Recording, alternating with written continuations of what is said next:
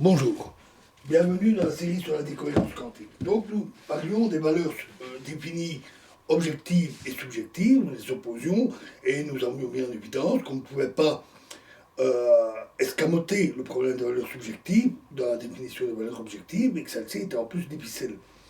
Donc si nous réalisons que la sensation, souvent très profonde, que l'engagement à des valeurs définies objectives, générales, est seulement basé sur notre expérience des systèmes macroscopiques et que ces valeurs définies échouent en face d'une manière observable pour les systèmes microscopiques et même certains systèmes mésoscopiques, on ne voit pas de fondement astreignant sur lequel les valeurs définies objectives doivent être exigées, comme une partie d'une théorie physique satisfaisante, pourvu que la théorie puisse prendre en compte des valeurs définies subjectives observationnelles en accord avec notre expérience.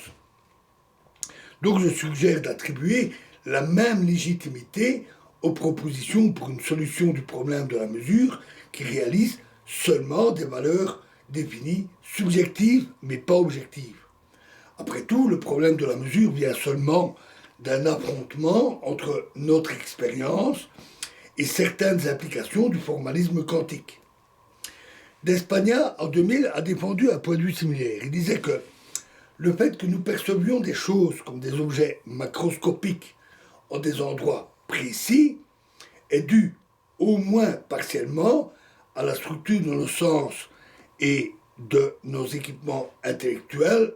Je rajouterai à titre personnel qu'on ne voit pas nécessairement toutes les choses.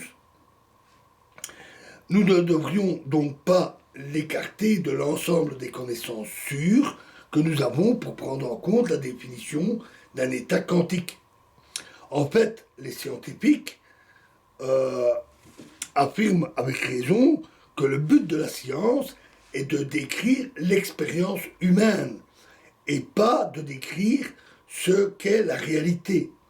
Et aussi longtemps que nous désirons décrire l'expérience humaine, c'est-à-dire aussi longtemps que nous nous contentons d'être capables de prédire ce qui sera observé dans toutes les circonstances possibles, nous n'aurons pas besoin de postuler l'existence, dans un certain sens absolu, d'objets non observés ou pas encore observés, ayant une place précise dans l'espace ordinaire à 3 dimensions. Donc voilà ce point de vue.